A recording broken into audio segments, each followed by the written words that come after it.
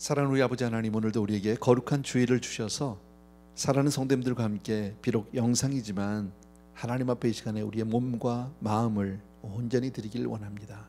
이 시간도 우리의 예배를, 하나님 우리 처처에서 드려지는 그 예배를 주님 아름답게 받아주시고 우리 성도님들과 함께 하시고 은혜를 베풀어 주시옵소서. 우리 귀한 성도님들 한 분 한 분이 모두가 다 주 안에서 은혜로 승리하는 그날까지 강건케 하여 주시기 원하고 은혜에서 떨어지는 자가 한 사람도 없도록 하나님 늘 지켜 주시옵소서. 예수님의 이름으로 기도합니다. 아멘. 아멘. 예. 감사하고요. 오늘은 우리 사사기 3장에 있는 말씀인데 오늘 제목이 온니엘, 에훗, 삼갈 이렇게 돼 있잖아요. 세 사람의 이름이죠. 세 사사들의 이름인데 사사기 3장에는 이 세 사람의 이야기가 아주 잘 나오고 있습니다. 한번 우리 같이 본문을 먼저 같이 읽기를 원하는데요. 다 볼 수는 없고 조금 필요한 부분만 같이 나누려고 합니다. 먼저 1절부터 4절 말씀입니다. 1절부터 4절을 제가 읽을 테니까 여러분들은 눈과 귀로 함께 읽어주시면 되겠습니다. 여호와께서 가나안의 모든 전쟁들을 알지 못한 이스라엘을 시험하려 하시며 이스라엘 자손의 세대 중에 아직 전쟁을 알지 못하는 자들에게 그것을 가르쳐 알게 하려 하사 남겨두신 이방 민족들은 블레셋의 5 군주들과 모든 가나안 족속과 시돈 족속과 바알 헤르몬 산에서부터 하맛 입구까지 레바논 산에 거주하는 히위 족속이라. 남겨두신 이 이방 민족들로 이스라엘을 시험하사 여호와께서 모세를 통하여 그들의 조상들에게 이르신 명령들을 순종하는지 알고자 하셨더라. 아멘. 예. 우리 1절부터 4절을 보면요, 반복되는 단어가 몇 개 나오죠. 여러분 1절 끝에 보게 되면 이스라엘을 시험하려 하사라는 단어가 나오게 되고요, 또 2절에 보게 되면 그것을 가르쳐 알게 하려 하사, 예.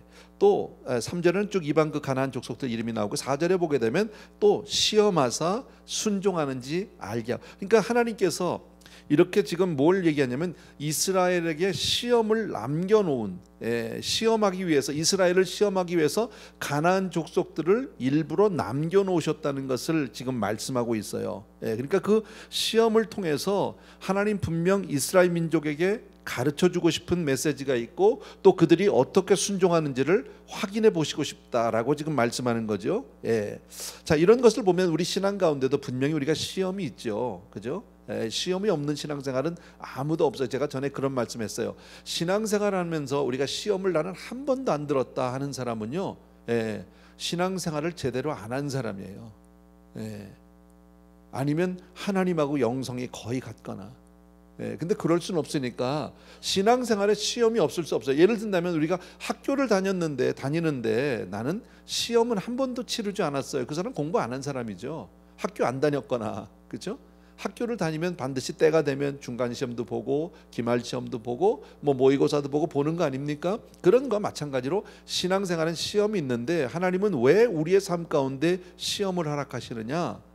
우리로 하여금 그 가운데 분명히 배우고 가르칠 내용이 있다는 거예요. 우리가 깨달아야 될 내용들이 있다라는 거죠. 그러니까 시험을 당해보면, 시련을 당해보면 정말 이 사람이 하나님을 진짜 사랑하는지 아닌지를 알 수 있다라는 거죠. 그래서 우리 인생은 광야의 생활이 없을 수 없는 것 같아요. 그런데 그때 우리가 좀 시험 중에 있고 힘들고, 지금 어떻게 보면 지금 우리 전 세계가 지금 시험 가운데 있죠. 모든 사람들이 지금 시련 가운데 있는 거 맞아요. 자, 이럴 때 힘들죠. 다들 힘들고 답답합니다. 그런데 잊지 말아야 될 게 있어요. 그 광야 가운데 내가 혼자 헤매는 게 아니에요. 하나님이 함께 하신다라는 사실이에요. 주님이 우리와 함께 하시는 줄로 믿습니다. 우리는 그것을 믿음으로만 알 수 있어요. 어려운 시간이고 답답한 시간이지만 분명 우리 주님께서 나와 바짝 같이 하시면서 나를 지켜주시고 그 광야를, 그 시련을 잘 이길 수 있도록 하나님이 옆에서 응원하시고 우리를 인도해 주시고 그리고 승리케 주시는 줄로 믿습니다. 그러니까 나와 함께 하시는 주님, 나를 지켜준 주님을 믿고 우리는 감사할 수 있어야 돼요. 범사에 감사하라고 그랬잖아. 지금 이럴 때가 또 감사할 때인 줄로 믿습니다. 그러니까 시련은 하나님의 능력과 기적을 체험하게 하는 그런 놀라운 방편인 줄로 믿습니다. 우리 요즘에 수요일날 베드로서를 공부하고 있는데 그 베드로서에 보면 베드로가 뭐라고 말씀하냐면 이래요. 너희가 불같은 시험을 당할지라도 이상하게 여기지 말래요. 생각지 말래요. 오히려 시련당한 것을 기쁘게 여기라 라고 말합니다. 여러분, 편안하면 좋을 것 같지만 편안한 생활만 하는 것은 도움이 되지 않아요. 어떤 글에 보니까 옛날에 이런 글이 있었어요. 계속 햇빛만 쬐이면 그 땅은요 뭐가 될까요? 다 갈라지고 맙니다. 햇볕만 내리쬐면 비도 오고 구름도 있고 이래야 되는 거지, 계속 햇빛만 내리쬐면 그 땅은 다 메마르고 정말 다 말라서 다 갈아 터져서 뭐라 그러니까 말라 터져서 아무런 열매를 맺지 못하는, 못 쓰는 땅이 되고 만다라는 거지. 그러니까 우리 인생도 마찬가지예요. 사실 시련을 통해서 우리가 얻을 수 있는 좋은 그런 그 유익함이 있어요. 뭐냐면 시련이 오면 보통 때 한 번 기도할 거 2번, 3번, 4번 기도할 수 있어요. 힘드니까, 어려우니까. 다 잘 되면 10기도만 하고 살 수 있어. 어쩌면 그럴지도 몰라. 10기도도 아주 대강할지도 몰라. 그런데 정말 어려우면, 여러분 시련 가운데 있으면 정말 아니할 말로 그냥 김치 하나 밥 하나 놓고서 그 앞에도 정말 오늘도 귀한 양식 주신 하나님을 그 어느 때보다도 간절히 생각하면서 우리가 그렇게 기도할 수 있지 않습니까? 그러니까 시련이 우리에게 주는 그런 어떤 그 유익함은 우리를 하나님께로 더욱더 바짝 가게 만드는 줄로 믿습니다. 그러니까 지금 이때가 저와 여러분 우리 성도님들은 바로 하나님께로 바짝 가야 하는 때다. 믿으시면 아멘. 맞습니다. 그래서 점점 더 이런 때에 하나님께로 바짝 갈 뿐 아니라 더 겸손해지고 더 기도로 매달리는, 그렇게 더욱 하나님을 의지하는 저와 여러분 되길 바랍니다. 여러분, 기도는 허공에 대고 독백하는 게 아니죠. 그냥 아무 의미 없이 하나님 뭐 이렇게 찾는 세상에 남 앞서사 이런 거하고는 다른 거죠, 여러분. 그죠? 허공에 대고 독백을 하는 게 아니에요. 하나님께 우리가 또렷하게 말씀을 드리는 거죠. 하나님께 우리의 모든 심중에 있는 것을 그대로 아뢰일 때 하나님이 그것을 들으시고 엄청난 차이가 있는 줄로 믿습니다. 왜냐하면 하나님 살아계시고 하나님 전능하시기 때문에 우리의 부르짖음 가운데는 기적이 있는 줄로 믿습니다. 이게 너무너무 소중한 거예요. 우리가 사사기를 공부하면서 끊임없이 우리가 배워야 하는 내용은 바로 이런 내용입니다. 이스라엘 민족이 하나님께 부르짖으면 하나님이 역사하셨어요. 그죠?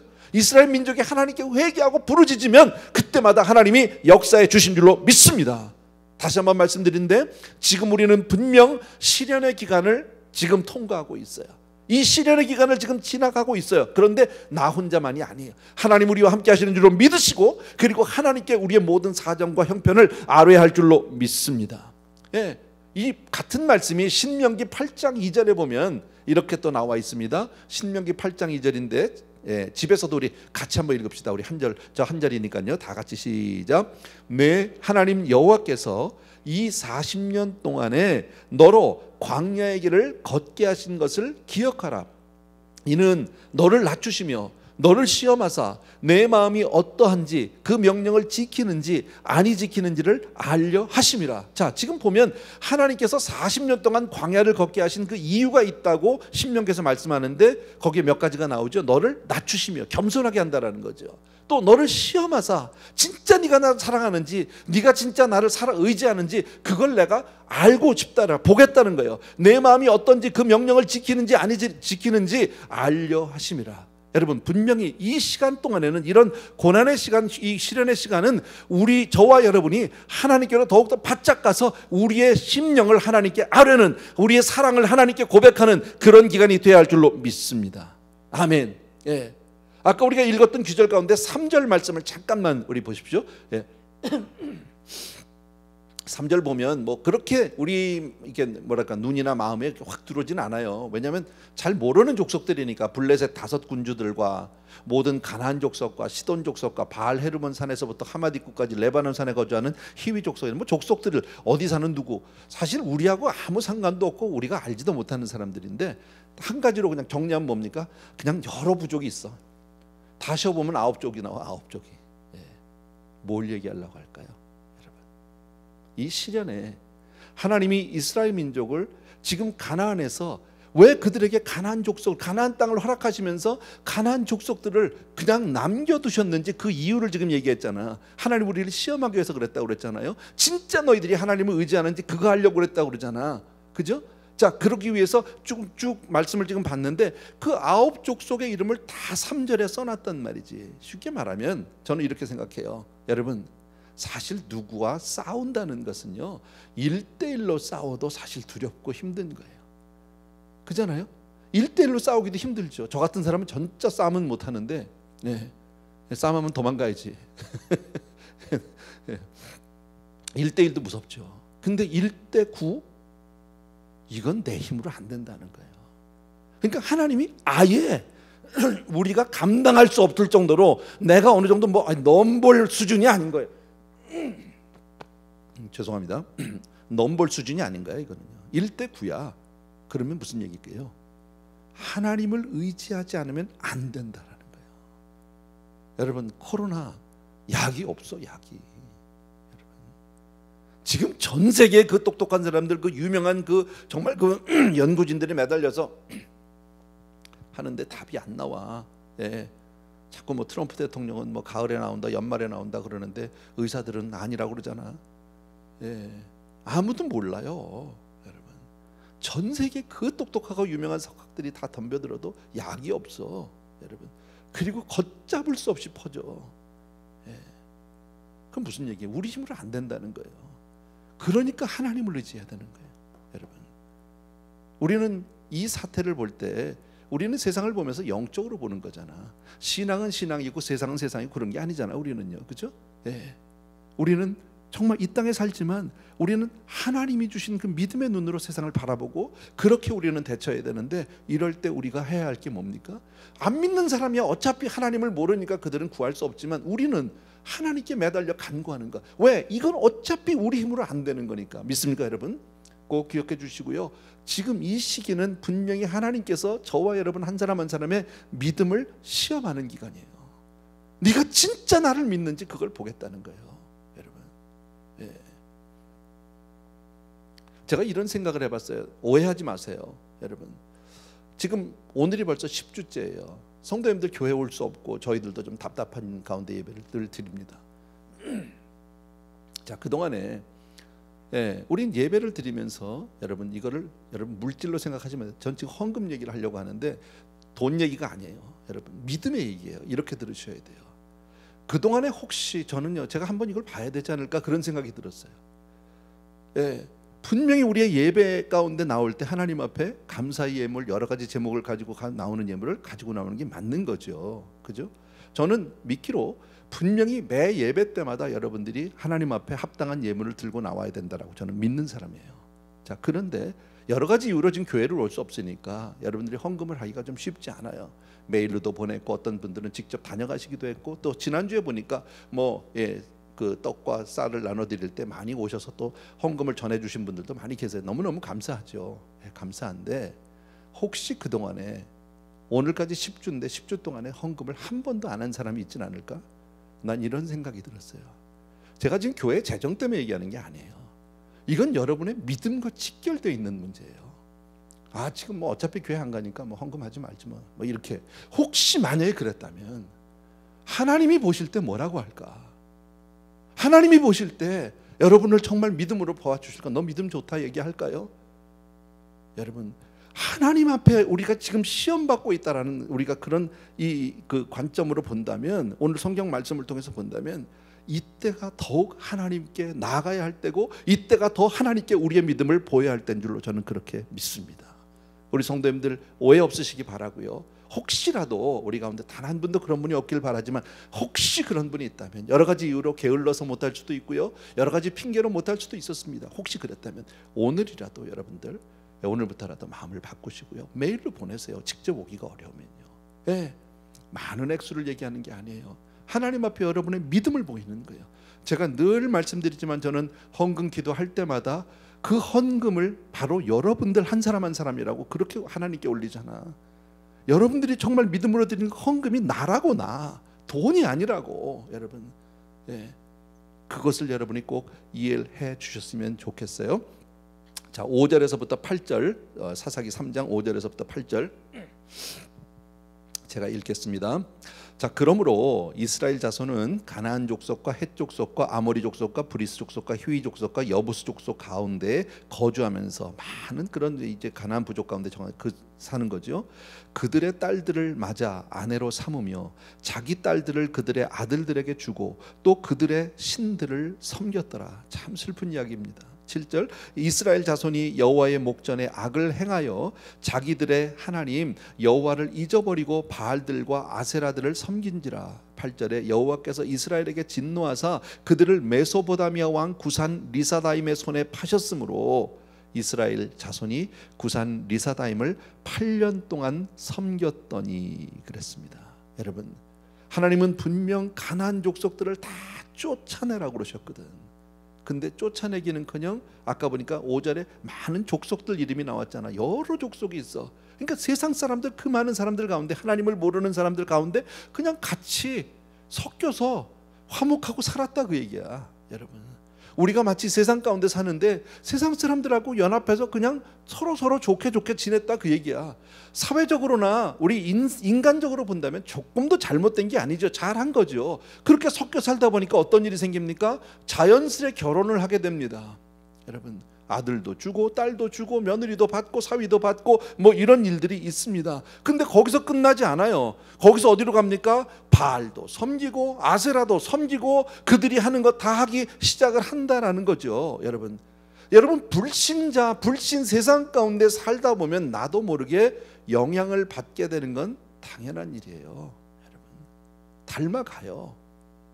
여러분, 요즘 우리가 이 코로나 사태로 지금 이렇게 우리가 사회적으로 격리되어 있고 우리 삶이 행동이 자유롭지 못하고 이런 교회도 제대로 오지 못하고 할 때 사실 저 자신도 두려운 것 가운데 하나가 뭐냐면 이러다가 이게 내 몸에 제가 지난주도 아마 그 말씀을 이게 나에게 익숙해질까 봐. 지금과 같은 삶이 나에게 익숙해지면 여러분 새벽기도 여러분 제가 보통 새벽에 전에는 새벽에 4시 반 뭐 늦어도 5시는 일어났거든. 요즘에는 눈 뜨면 6시가 됐어요. 물론 일어나서 우리 교회 동영상 통해서 새벽 예배 보지요. 그러나 아침에 일어나는 시간이 1시간 이상 늦어졌단 말이지. 이게 오래 가서 혹시나 게을러지지 않을까. 내 삶이 이렇게 되면 안 되는 게 아닐까. 저만 그럴까요? 아마 우리 성도님들도 그런 분들이 제법 있지 않을까 싶어요. 물론 저만 그랬으면 좋겠습니다. 이런 것들 이방의 복음을 전하고 그들을 변화시켜서 정말 구원을 시켜야 될 그런 이스라엘 민족이, 그럴 저와 여러분이 그들을 구원시키긴커녕 그들을 변화시키긴커녕 그들에게 오히려 변화돼서 그들을 닮아가고 그렇게 세상 사람처럼 우리가 변해가지는 않을까. 여러분, 장사 없어요. 솔로몬 보세요. 솔로몬도 그 수많은 이방 여자들 사이에서 어떻게 됐습니까? 다 우상 섬기기 시작하잖아. 세상 문화가 그런 거야. 세상 문화가. 내 중심이 하나님이지 누가 뭐라 그래도. 여러분, 그렇게 사람들은 자기를 합리화하고 그렇게 정당화할 수가 있다라는 거예요. 타협하면 영적으로 타락하는 건 자명한 사실이에요. 타협하면. 신앙은 타협하는 게 아니에요. 영적 타락이 오면 어떻게 됩니까? 결국 하나님의 진노하심을 불러오게 돼요. 이게 무서운 거죠. 하나님은 당신의 백성을 그대로 놔두지 않으세요. 절대 그대로 두지 않으세요. 여러분, 아까 말씀드린 대로 지금 어렵죠. 이때가 하나님 앞에 더욱더 매어달리고 우리의 믿음으로 정말 하나님 앞에 서야 될 그때인 줄로 믿습니다.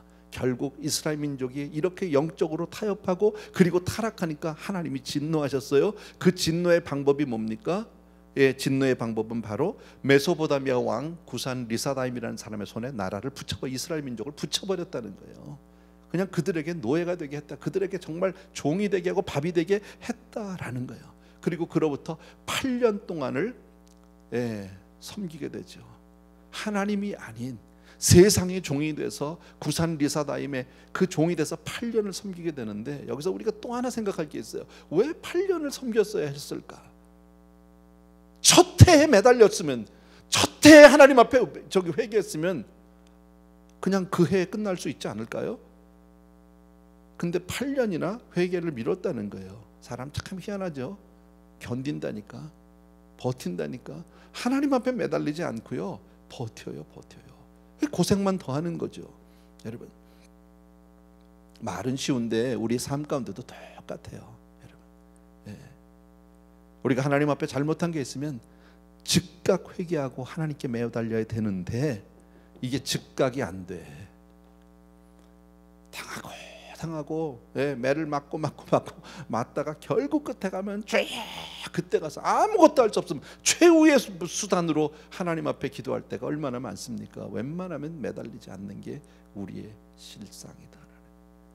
그러면 안 된다. 그래서 이 말씀을 하는 거죠. 자, 이스라엘 민족이 8년 동안 있다가 결국은 매달리게 되는데 9절, 10절, 11절인데 제가 읽겠습니다. 드디어 이스라엘 자손이 여호와께 부르짖음에 여호와께서 이스라엘 자손을 위하여 한 구원자를 세워 그들을 구원하게 하시니 그는 곧 갈렙의 아우 그나스의 아들 온니엘이라. 여호와의 영이 그에게 임하셨으므로 그가 이스라엘의 사사가 되어 나아가서 싸울 때에 여호와께서 메소포타미아 왕 구산 리사다임을 그의 손에 넘겨주심에 온니엘의 손이 구산 리사다임을 이기니라. 그 땅이 평온한 지 40년에 그나스의 아들 온니엘이 죽었더라 그랬어요. 온니엘이라고 하는 첫 번째 사사가 나오게 되죠. 여러분, 드디어 이스라엘 민족은 견디다 못해서 하나님께 부르짖기 시작합니다. 하나님께 매어달립니다. 하나님은 그들의 부르짖음을 듣고 그리고 그들을 돕기 시작하는데 누구를 세워주셨어요? 갈렙의 아우 그나스의 아들 온니엘을 사사로 세웠어요. 그러니까 여기서 또 하나 우리 알 수 있는, 제가 자주 하는 말인데요, 하나님의 방법은 사람이에요. 하나님이 갑자기 하늘에서 뭐 해가 떨어져 가지고 다 없애는 게 아니라 한 사람을 통해서, 지도자 한 사람을 통해서 교회가 해야 하는 일 가운데 가장 중요한 일 가운데 하나가 뭡니까? 사람을 세우는 거예요. 사람을 키워내는 거예요. 믿음으로 하나님의 사람을 키우는 거예요.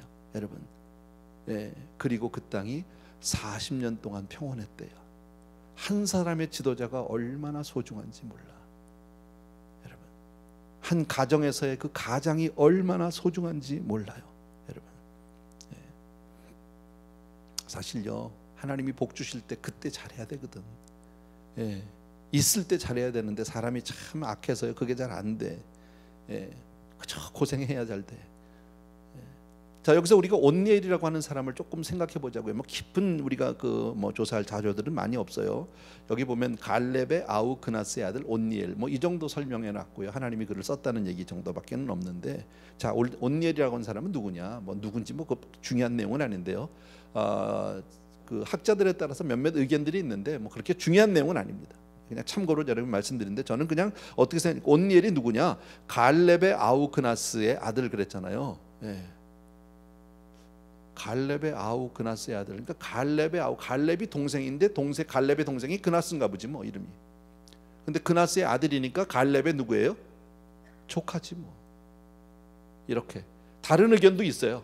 근데 뭐 별로 누구면 어떻습니까? 뭐 그게 그렇게 중요한 내용은 아니기 때문에, 중요한 것 하나 제가 말씀드리고 싶은 건 갈렙의 아우 그나스의 아들, 어쨌든 갈렙과 관계가 있는 사람이죠. 그렇게 보면 온니엘은 괜찮은 가문에서 태어난 사람이에요.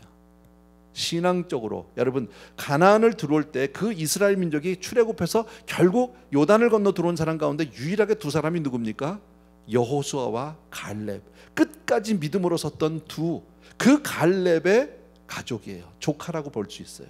그렇게 보면 영적으로 참 좋은 가문에서 태어났을 뿐 아니라 또 하나님이 그 온니엘을 쓴 걸로 봐서 그는 그 신앙을, 부모님들의 신앙을 잘 이어받은 그런 사람이다. 그러니까 참 이 믿음의, 좋은 믿음의 가정에서 좋은 믿음의 사람이 태어나는 줄로, 나타나는 줄로 믿습니다. 이게 중요한 거죠. 여러분, 자녀를 정말 천대까지 복을 주시면 하나님의 복이 우리 사랑하는 성도님들 가정에 임하게 되길 주의 이름으로 축원합니다. 하나님이 왜 온니엘을 이스라엘 사사 중에 첫 번째 사사로 사용하셨을까? 이유가 뭘까? 또 우리 보면 지난번에 우리 1장을 공부했잖아. 1장에 보게 되면 거기서 뭐가 나오냐면요, 기럇 세벨이라고 하는 1장 11절 이하에 보면 나오는 내용인데, 기럇 세벨이라고 하는 그 동네를 좀 쳐서 누가 가서 하면 갈렙이 내 딸을 주겠다 그런 적이 있었어. 예, 그때 온니엘이 나섰죠. 그죠? 온니엘이 나서 기럇 세벨을 다 없애고, 그리고 갈렙의 딸을 아내로 맞았어요. 그러니까 조카이면서 뭐 사위도 되고 뭐 이렇게 된 거죠. 그래서 운물 뭐 2개나 얻고 뭐 이런 내용 나오잖아. 1장에서 우리 지난번에 배웠잖아. 자, anyway, 그때 이 온니엘의 나이가 몇 살일까요? 모르지. 성경이 없으니까. 나도 몰라. 근데 대략 결혼했은 거를 보면 한 30살 잡아보자고. 한 30살 혹은 그 이상일 수도 있겠지만, 뭐 이삭 같은 사람은 나이 40에 결혼했으니까. 근데 한 30이라고 보자고요. 대략. 뭐 10살에 결혼하진 않았겠지. 그리고 나서 여러분, 지금 온니엘이 지금 사사로 지금 사용당할까지가 몇 년이 걸렸냐면, 성경을 오늘 보니까 40년이 걸렸어요. 그러면 30살에 기럇 세벨을 가서 전쟁에서 이겼고, 그리고 장가 갔고 40년 뒤면 몇 살? 70. 그냥 내 생각에 그 정도. 그 이상일 수도 있고 조금 덜일 수도 있겠지만, 적어도 60대 중반 이상 혹은 80대 90대일 수도 있어요. I don't know. 정확한 건 잘 모르겠어요. 네, 그런데 그때 하나님이 온니엘을 사사로, 첫 번째 사사로 세우셨다라는 거죠. 네. 우리 모세의 장로님들을 지금 사사로 부르시면 갈까? 그죠? 네. 쓰임 받을 나이는 아니에요. 어떻게 보면 너무 나이가 많은 그런 분이거든요. 네. 그런데 온니엘은 순종했어요. 그런 걸 보면 순종은 나의 환경이나 조건, 나이를 보는 게 아니야. 그냥 하나님의 부르심 앞에, 그러니까 형편이나 상황이 문제가 아니라 하나님 쓰시겠다고 하면 그냥 아멘 하는 거예요. 예. 그래서 온니엘이 쓰임받은 사람이 된 것 같아요. 여러분, 또 하나, 하나님이 그때까지 온니엘을 30살 때 패기가 있어서 나가서 뭐 기럇 세벨을 이기고, 그리고 갈렙의 사위가 됐다고 아까 말씀에 1장에 나왔잖아. 그리고 이제 지금 오늘 40년의 갭이 있거든요. 지금 그럼 한 70 이상인데, 그때 하나님이 온니엘을 딱 보고 온니엘 하고 딱 찍을 때는 이 사람의 40년의 신앙생활이 잘했을까요? 못했을까요? 잘한 거지. 유추해 볼 수 있다는 거죠. 잘한 거예요. 평생을 신앙을 잘 지키면서 하나님 마음에 들었다라는 거예요. 하나님이 인정할 만한 사람으로 그 연세가 있을 때도 이스라엘 전체 중에서 그래도 민족을 구원할 만한 그런 온니엘 사사로 쓸 만큼 그렇게 인정받은 신앙이라는 것을 알 수 있어요. 여러분, 그러니까 하나님의 사람으로 쓰임 받는다는 것은 하루아침에 되어지는 일이 아니에요. 어느 날 갑자기 뭐 우리 이런 거 있잖아. 그냥 뭐 나한테 큰 일만 한번 어떤 일 맡기면 이거 시시한 일 말고 큰 일 한번 줘봐, 내가 한번 해줄게, 뭐 이런, 우리 그런 게 많죠. 예. 시시한 일은 좀 안 하려고 하고, 큰 일을 맡겨주면 그냥 별 달아주면 내가 하는데 그냥 무슨 뭡니까 그 바풀떼기라고 그러나, 어쨌든 그런 거 달아주면 안 한다, 뭐 이런 분들 있잖아. 그건 아니야. 여러분, 적은 일에 충성할 때 큰 일을 맡기시는 거예요. 큰 일만 잘하는 게 아니라 적은 일부터, 허드렛 일부터 잘하는 사람. 아까 읽었던 우리 10절에 이런 말씀이 있죠. 여호와의 영이 그에게 임하셨으므로. 그렇게 신앙생활을 잘하는 온니엘인데, 그렇게 하나님 앞에 인정받을 정도로 자기의 영성 관리를 정말 평생을 잘했던 온니엘에게 뭐가 임했다고요? 하나님의 영이 그에게 임했대요. 여러분, 쓰임 받는 것은 기름 부음이 있어야 해요. 내 힘으로 안 돼요. 공부 많이 했다고 되는 것도 아니고요. 내가 학벌이 좋다고 해서 되는 것도 아니고요. 내가 너무 착하게 깨끗하고 경건하게 살았다고만 되는 일이 아니라 다 필요한 조건이지만 그 모든 것 위에 하나님의 영이 임해야 될 줄로 믿습니다. 그러니까 그가 사사가 된 것은 하나님의 영이 그에게 임했기 때문이에요. 여러분, 이 기름 부으심이 얼마나 중요한지 몰라요?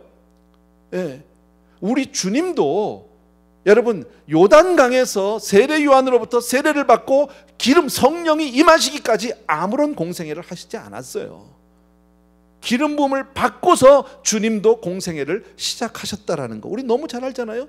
예수님의 제자들 3년 동안을 주님과 함께 동거동락했지만 오순절 마가다락방에서 성령 강림 임한 이후에, 성령을 받고 난 이후에 그들은 나가서 제대로 쓰임 받기 시작한 줄로 믿습니다. 예. 우리가 잘 아는 열 처녀의 비유 여러분 잘 알죠? 그죠? 슬기로운 5 처녀와 미련한 5 처녀가 있어요. 주님이 관심을 뒀던 건 등이 아니에요. 기름이었었어요. 등은 다 똑같이 있었어요. 근데 그 등에, 너희들이 들고 있는 등에 기름 준비가 돼 있느냐, 지금 그것을 물어보시는 거죠. 근데 우리는 보통 살면서요, 등이 중요해. 어떤 등을 하느냐, 얼마나 폼나게 등을 만드느냐, 얼마나 거기다가 막 그냥 금칠을 하느냐, 거기다 얼마나 보석을 박은 등이냐. 예, 우린 이게 중요하다고. 여러분, 그 간단한 예로요, 우리 좋은 차 좋아하잖아. 비싼 차, 좋은 차, 새 차 다 좋아하잖아. 나도 좋아해. 나도 마찬가지예요. 다만 여유가 안 되니까 못 쳐다볼 뿐이야. 예, 어차피 나는 그 바라볼 수 없는 거니까 나도 좋은 차 타고 싶다니까. 예, why not? 근데요, 좋은 차 타는 건 좋은데 좋은 차를 타는 나는 누구냐고. 내가 변해 있질 않는데. 똥차를 타는 나나 좋은 차를 타는 나나 사람은 똑같은데 옷만 갈아입었다고 새 사람 되느냐고. 여러분, 안경 새 거 쓰면 새 사람 되는 겁니까? 양복 새 거 입으면 나는 완전히 그 다음 날부터 다른 사람 되는 겁니까? 아니잖아. 그럼에도 불구하고 우리는 얼마나 껍데기 중심으로 살아가는지 몰라. 여러분, 오늘 성경이 그것을 온예를 통해서 저는 이렇게 말씀한다고 생각합니다. 여러분, 아까도 말씀드린 대로 아까 9절에 이스라엘 자손이 여호와께 부르짖었더라라고 했어요. 부르짖음에. 예. 여러분, 부르짖는 건 성도의 필수 조건이에요. 부르짖는 건 저와 여러분의 필수 조건이에요. 여러분, 우리가 부르짖을 때 우리의 영적 회복이 시작되는 줄로 믿습니다. 여러분, 집에서, 요즘 교회 올 수 없지만 집에서, 예, 정말 여러분 부르짖는 시간을 가져야 돼요. 우리 그래서 지난주에도 우리 교역자들하고 많이 연구하고 같이 의논하고 막 이러면서요, 앵콜 부흥회를 하려고 그래. 지금요, 부흥회를 우리가 교회에서 모일 수는 없고 여러 가지 생각했는데요, 예, 앵콜 부흥회 해가지고 다음 주, 아마 이번 주 중이나 그 다음 주부터 우리 홈페이지가 띄우려고 그래요. 일주일에 한 2번씩. 예, 그러면 그거 부흥회, 그 과거에 했던 거, 오래전에 했던 거를 그 중에서 좋은 부흥회를 한두 개씩 띄워서 성도님들을 하여금 거기에 참여시키려고요. 왜? 지금 이때는 우리가 영적으로 하나님께 더욱더 가까이 다가가고 회복돼야 될 때니까. 근데 그 회복은 부르짖음에서부터 시작이 되니까. 믿습니까 여러분? 네, 꼭 기억해 주시기 바랍니다. 시간이 조금 지났는데 오늘 제가 한 10분 정도 조금 더 쓸게요. 죄송합니다. 네, 2번째 사람입니다. 에훗이라고 하는 사람이 나오는데 12절에서 30절인데 다 읽지 않을게요. 여러분, 너무 많아서, 너무 길어서 시간이 없어서 다 읽을 수는 없고요. 예.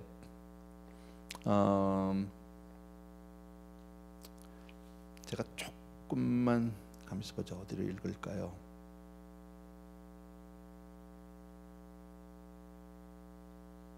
네. 오케이. 제가 12절부터 조금만 읽을게요. 이스라엘 자손이 또 여호와의 목전에 악을 행하니라. 이스라엘 자손이 여호와의 목전에서 악을 행함으로 여호와께서 모압 왕 에글론을 강성하게 하사 그들을 대적하게 하시매. 뭐 똑같은 얘기죠. 참 평탄한 세월, 온니엘 이후에 잘 살았거든. 예. 그런데 또 시간이 지나니까 또 악을 행하고, 예. 그러니까 하나님이 이번에는요, 모압을 싹 강하게 해서 우리 주변을, 환경을 악하게 만들고 강하게 해서 그냥 또, 예, 때리기 시작을 하는 거죠. 에글론이 암몬과 아말렉 자손들을 모아가지고 와서 이스라엘을 쳐서 종려나무 성읍에 점령한지라, 뭐 이랬어요. 여러분, 여기 보니까 에글론이 암몬과 모압을 막 모아가지고 같이 왔다. 연합군으로 왔잖아. 악한 것들을 이렇게 떼거지로 왔다는 거지. 떼거지로. 여러분, 못 견뎌. 하나님이 지키지 않으면 우리는 살 수 없는 거예요, 여러분. 예. 그리고 그들이 18년 동안을 그 밑에서, 똑같아요. 패턴은요, 18년 동안을 그 밑에서 압박 가운데 지내고 많은 조공을 바치게 되는데, 그냥 제가 내용을 설명해 드릴게요. 예, 그러니까 해마다 조공을 바친 거야. 예, 그냥 바리바리 싸가지고 갖다 바쳐야 되고, 가서 절을 해야 되고, 무릎을 꿇어야 되고, 뭐 머리를 조아려야 되고, 별것 온갖 수모를 다 받는 거죠. 예, 이스라엘 민족이 평탄하게 하나님의 은혜로 잘 살 때 좀 하나님을 찾았어야 되는데 하나님을 떠나서 또 패역하니까 하나님이 주변 국가를 통해서 또 한 번 시련을 주시는 거죠. 그래서 18년 동안이나 고생을 하는 거야. 그리고 이제 곡물을 가지고 가는데요. 그때 그 곡물을 가지고 간 사신 중에 대표자가 바로 누구냐면 에훗이라고 하는 사람이에요. 그러니까 사신단에 조공을 가지고 가는 아주 굴욕적인 그 조공을 가지고 가는 사신단의 대표자가 에훗이에요. 근데 가서 에훗이 그 왕에게, 에글론 왕에게 가서 그 조공을 바치고 돌아가다가 잠깐만, 아이고 내가 왕에게 드릴 말씀이 하나 있는데 깜빡 잊었네. 잠깐만 여러분 여기 잠깐 나만 갔다 올게. 그리고 딱 돌아갔어요. 근데 이 사람은 에훗은 자기 마음 가운데 이미 정한 게 있어요. 암살할 계획이 있었어요. 근데 들어가니까 원래는 이제 적군의 그 조공을 바치는 사신이니까 에글론 왕이 안 만나줘야 되는 거거든. 그런데 이미 또 선물을 많이 받았잖아, 조공을요. 그러니까 기분이 좋아졌어. 마음이 좀 풀어졌거든. 근데 뭐 잠깐 좀 뵙자고 혼자 와서 보자 그러니까 그러라고. 아마 왕한테 들어갈 때 이제 몸 수색도 하지 않았겠습니까, 대략. 근데 공교롭게도 이 사람이 왼손잡이에요. 성경에 굳이 에훗을 왼손잡이라고 얘기하는데, 여러분 뭐 요즘은 사실 왼손 오른손 뭐 구별도 없고요. 어떻게 보면 운동 선수들 가운데는 왼손잡이를 더 선호하죠, 여러분. 우리 유현준 선수가 왼손잡이잖아요. 원래 왼손잡이는 아닌데 왼손 투수로 어려서부터 이렇게 만들었다고 그러더라고요. 어쨌든 희소 가치가 있어서 그러고 조금 다르니까 좋긴 한데 당시에는요 그렇지 않았어요. 우리도 예전에 그랬잖아. 왼손잡이는 좀 이렇게 왼손을, 아이들이 혹시라도 왼손으로 뭐 이렇게 젓가락을 잡든지 뭐 연필을 잡으면 부모들이 막 야단치고 못하게 했잖아요. 억지로도 못 쓰게 하고 오른손으로 바꿔주게 하려고. 그러니까 왼손잡이라는 건 핸디캡이었던 거예요, 과거에. 이 당시에도 마찬가지예요. 근데 이 에훗이라는 사람이 핸디캡이 있는 사람이죠, 자기가. 그 당시로 보면 왼손잡이는 핸디캡이에요. 성경도 보면 우리 주님이 하나님의 어느 편 보좌? 좌편 보좌라는 말이 없어. 어쨌든 뭐 오른쪽 왼쪽을 굳이 나눠야 될 이유는 한데 이 당시 배경은 그래, 문화적으로 그랬다는 것을 여러분이 기억해 주시면 좋겠고요. 그래서 이 사람이 늘 칼을 오른편 넓적다리에다가 품고 다녔어요. 그러니까 남들은 다 조사를 해도 대개 오른 이게 하니까 이쪽만 할 거 아닙니까? 이게 칼을 착 뽑아도 왼쪽으로 이렇게 뭐 검사라든지. 근데 이 사람은 전혀 생각 못하는 거죠. 이 사람은 왼손잡이니까, 오른손 잘 못 쓰는 사람이니까. 근데 이 사람이 다리 밑에다가 발에다가 이제 그 다리 넓적다리에다가 칼을 숨겨가지고 다니다가 그걸 가져가서 그 왕을 만나서 이렇게 하자 그러고 그 칼을 뽑아서 그냥 왕을 푹 찔렀어요. 찔렀는데 얼만큼 들어갔냐면요, 칼이 그 왕이 또 띵띵했대. 김정은이 같았나 봐. 뚱뚱한데 그냥 쿡 찔렀는데요. 하나님이 도우신 거지. 사람이 어떻게 칼을 찔르는데 그냥 손잡이까지 다 들어간 거야, 뱃속으로 쑥. 그리고 등 뒤로 칼이 나왔어. 성경에 그렇게 기록이 돼. 그게 사람 힘으로 됩니까? 그잖아요. 집에서 고기만 쓸어도 잘 안 쓸리는데. 안 해봤어요? 고기도 한 번에 잘 안 쓸어지는데 이게 그냥 그 왼손으로 그냥 푹 찔렀는데 하나님이 얼마나 도우셨는지 몰라. 그냥 쑥 들어갔어, 여러분. 그리고 나서 준비됐던 그 매복됐던 군인들을 모아가지고 졸지에 그냥 그 군대들을 딱 싹 쓸어버린 이야기가 바로 에훗의 이야기예요, 여러분. 자, 왼손잡이 에훗, 이게 바로 이제 에훗이라고 하는 사람에게 있어서는 가장 큰 우리들이 배워야 될 교훈 중에 하나인데, 여기서 우리가 볼 수 있는 게 있어요, 여러분.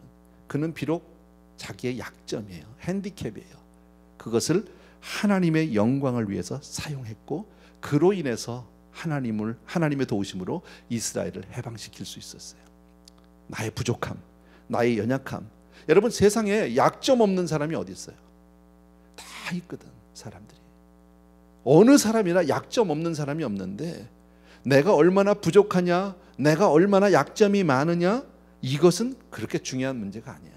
중요한 건 바로 뭡니까? 하나님이 쓰시느냐 안 쓰시느냐예요, 여러분. 유명한 목사님들 치고 좋은 학교 나온 사람이 별로 없다니까. 공부 잘한 걸로 보면 전부 무슨 뭐 서울대학 하버드 나온 사람이 목회를 제일 잘해야 되잖아. 근데 그렇지 않아요. 하나님이 쓰셔야 되는 거야, 여러분. 하나님이. 바울 정말 위대한 사도 아니에요? 근데 바울은요, 우리가 볼 땐 정말 너무너무 대단한 사람인데 사실 인간적으로 보면 참 여러 가지 불편한 게, 부족한 게 너무 많은 사람이에요. 항상 육체에 가시가 있어. 뭔지도 몰라. 병명도 잘 모르는 그 아픔 때문에 항상 고난 가운데 있고 그것 때문에 매달렸잖아요. 성경을 보니까 바울은 말을 잘했다 못했다? 못했어. 예. 얼굴은 잘생겼다 못생겼다? 예, 못생겼다야. 예. 아, 이왕이면 잘생긴 사람이 좋지요. 근데 얼굴도 못생겼어. 말도 잘 못해. 예. 몸은 늘 저거 해. 아프기만 해. 거기다가 항상 이 사람은 뭐가 있냐면, 제가 생각할 때는 이 사람은요, 예, 이 마음의 병이 있는 사람이야. 심리적으로. 예. 왜요? 교회를 핍박했거든, 자기가.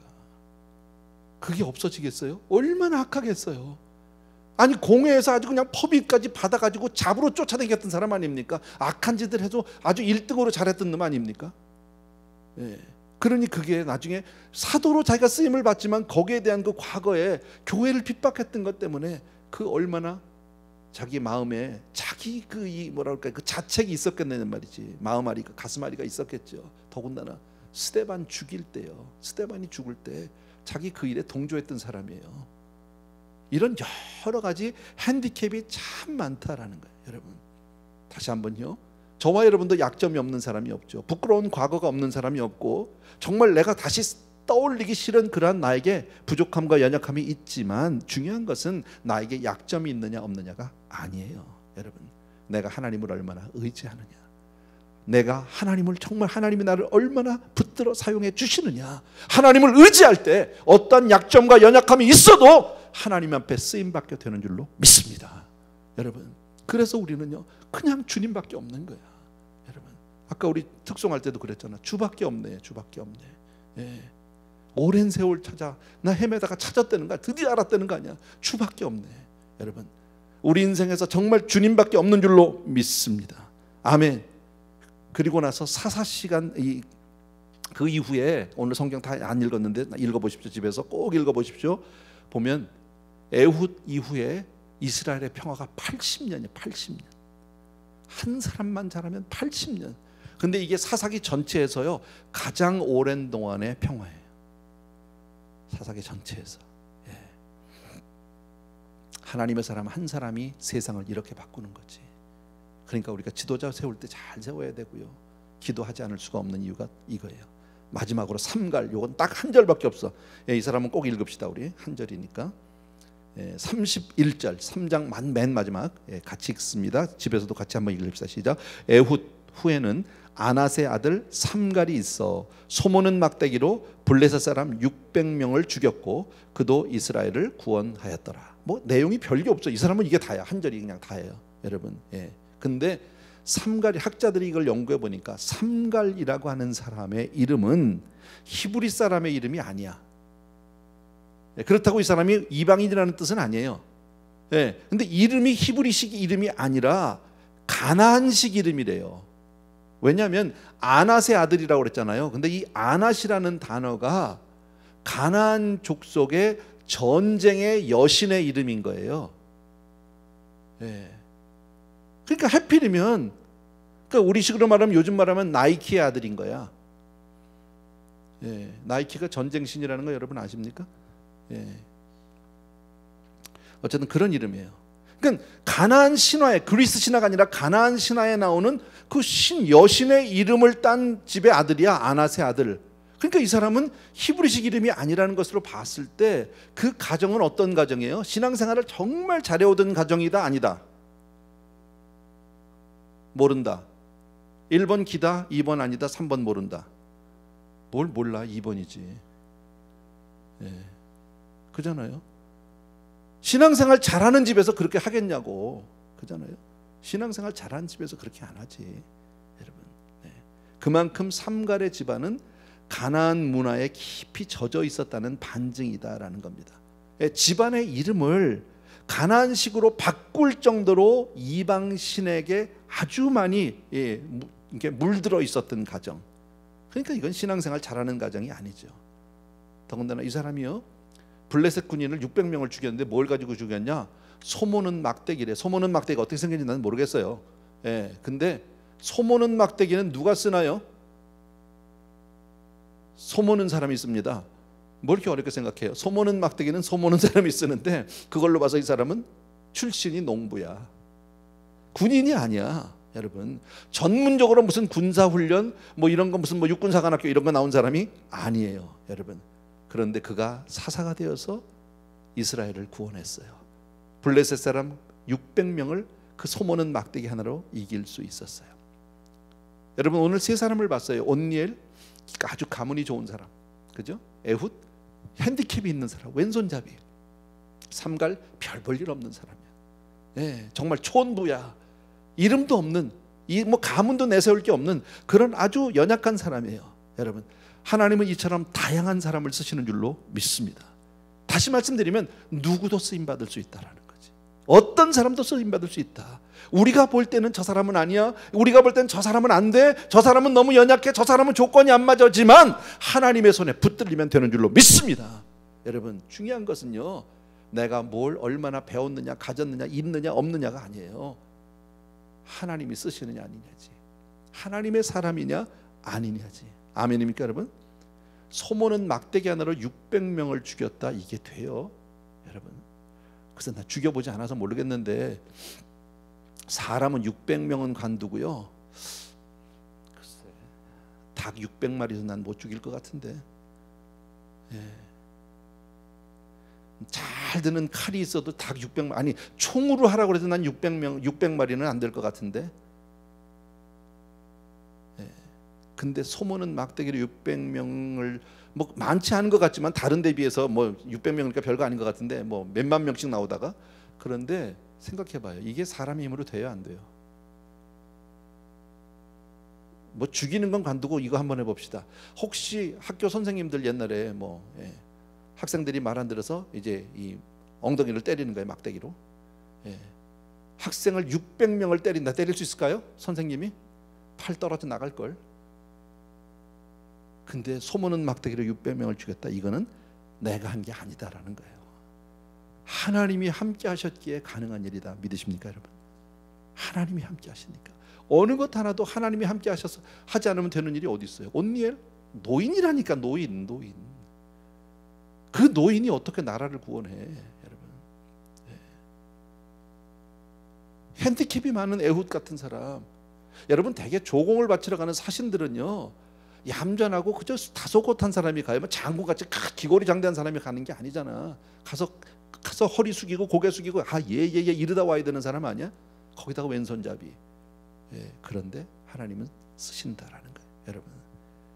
하나님이 쓰시는 거 보면 참 그래요. 다윗의 물맷돌, 대포를 쓴 게 아니잖아요. 기관총을 쓴 게 아니잖아. 그죠? 광야의 놋뱀 생각나세요? 아시죠? 놋뱀에 무슨 뭐 파워가 있으면 거기 놋뱀에서 막 레이저 광선이 나왔더라 뭐 이런 겁니까? 그냥 놋뱀이야. 아무것도 아니야. 정말 별 볼 일 없는 뱀이야. 여러분, 하나님이 하시면 되는 거예요 여러분. 그러니까 삼갈은 막대기를 가지고, 소모는 막대기로 전쟁을 이긴 게 아니라 막대기 같은 삼갈을 하나님이 붙잡으시니까 이긴 거예요. 아멘. 여러분, 지금 이 시기와 합해서 다시 한번 이 말씀을 드린다면 우리가 할 수 있는 것 아무것도 없어요. 우리는 의학자도 아니고, 정말 우리는 급급하게 그저 마스크 쓰고 사람들하고 격려하고 겨우 그 병으로부터 피해 있을 뿐이에요. 다시 모이라고 해도 우리는 정말 우리 마음이 자유롭지 않을 거예요. 정말 우리 불편할 거예요. 그러나 여러분, 우리가 할 수 있는 것 아무것도 없지만 하나님께 매달리고 하나님께 의지해서 하나님이 하시면 되는 줄로 믿습니다. 아까 말씀드린 대로 하나님은 누구도 사용할 수 있다니까. 온니엘처럼 나이가 많은 노인도, 에훗처럼 정말 핸디캡이 있는 사람도, 삼갈처럼 정말 별 볼 일 없는 그 촌부 농부라도 하나님이 사용하시면 나라도 구하고 민족도 살릴 수 있는 그런 놀라운 하나님의 사람으로 되는 줄로 믿습니다. 그러니까 중요한 건 하나님의 손에 붙잡히는 거예요. 붙잡히는 시작은 부르짖음이에요. 기도는 하나님을 일으켜요. 기도는 하나님을 역사하게 하는 줄로 믿습니다. 아멘. 꼭 기억해 주시기 바라고요. 여러분, 우리의 신앙생활 조금 나태해졌을지도 모르겠어요. 여러분, 여러분의 기도 목소리가 조금 줄어들었는지도 모르겠어요. 오늘 이 말씀을 듣고 한번 다시 다짐하자고. 그리고 정말 기도해야 되겠다. 여러분, 아무것도 아닌 것 같지만 하나님이 오늘도 온 세상을 주관하시고 그리고 다스리고 계시는 것을 우리 분명히 믿습니다.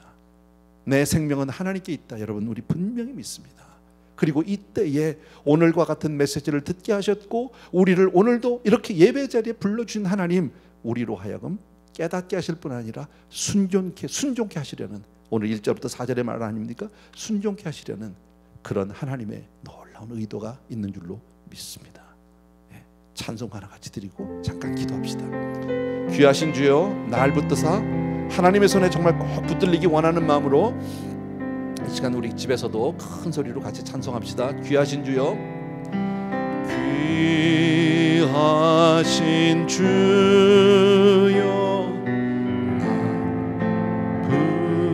붙드사 주께로 날마다 더 가까이 저 하늘나라 나 올라가 구주의 품 안에 늘 안기어 영생의 복 받기 원합니. 3절 합시다. 간악한 마귀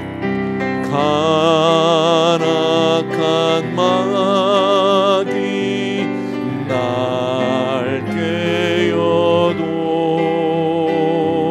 주 예수 앞으로 더 가까이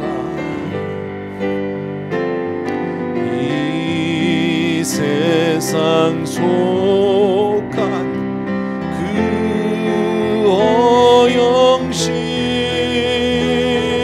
또 주한 생각을 다 버리니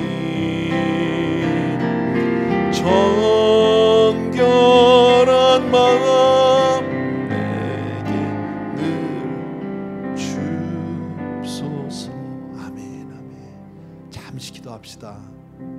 우리 시간 여러분 있는 자리에서 하나님 앞에 나갑니다. 그저 간단한 말씀이에요. 오늘요 조금 길었지만 여러분, 하나님, 내가 정말 주님께 다시 매어달리기 원하고 주님께 부르짖기 원하고 이 눈에 아무 증거 보이지 않고 이 귀에 아무 소리가 들리지 않아도 믿음으로 주님께 나아갑니다.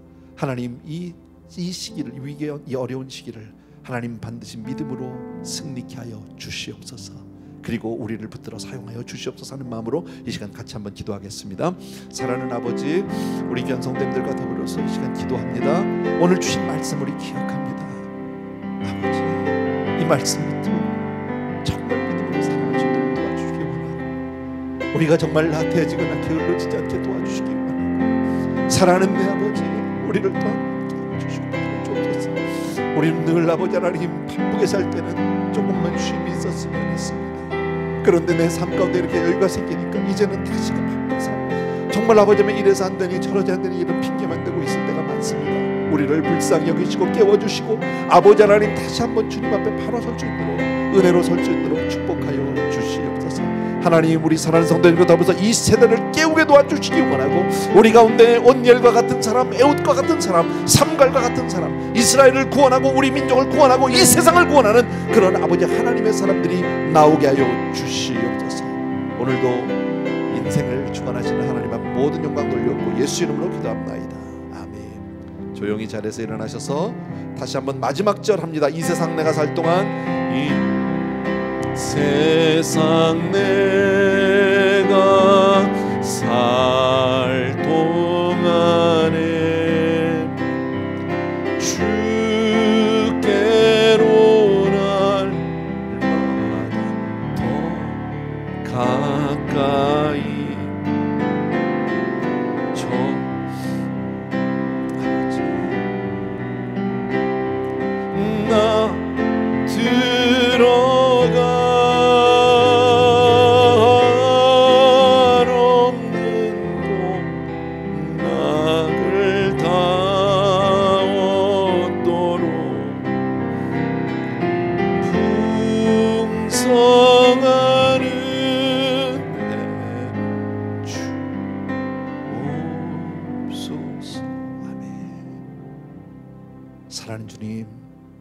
오늘 주신 말씀 꼭 기억하게 해주시고 우리 귀한 성도님들 믿음으로 다시 한번 굳게 붙들어 주시고 주님 앞에 먼저 부르짖고 회개하고 주님께 나오게 하여 주시옵소서. 그리고 우리 가운데 아름다운 사사들이 많이 나오게 도와주셔서 이 세상을 구원하고 가정을 다시 돌려서 아버지의 회복시켜 주시옵시고 하루속히 이런 아버지의 위기로부터 온 세상이 구원받을 수 있도록 은혜를 베풀어 주시옵소서. 오늘도 귀한 예물들 하나님 앞에 올려드립니다. 우리 사랑하는 성도님들 우리의 모든 것입니다. 귀한 성도님들을 하나님 한 분 한 분 받아주시고 그리고 마음껏 은혜를 베풀어 주시옵소서. 이제는 우리 주 예수 그리스도의 은혜와 하나님 아버지의 그 무한하신 그 사랑하심과 성령님의 오늘도 한 분 한 분 그 심령 위에 강하게 역사해 주시고 기름 부으심이 임하게 하여 주셔서 끝까지 하나님의 사람으로 믿음으로 하나님께만 붙들려 쓰임받는 아름다운 역사가 이 자리에 있는 또 예배 처처에 있는 모든 사랑하는 성도님들 가정 위에 자녀들 위에 이제로부터 영원토록 함께 계실지어다. 아멘.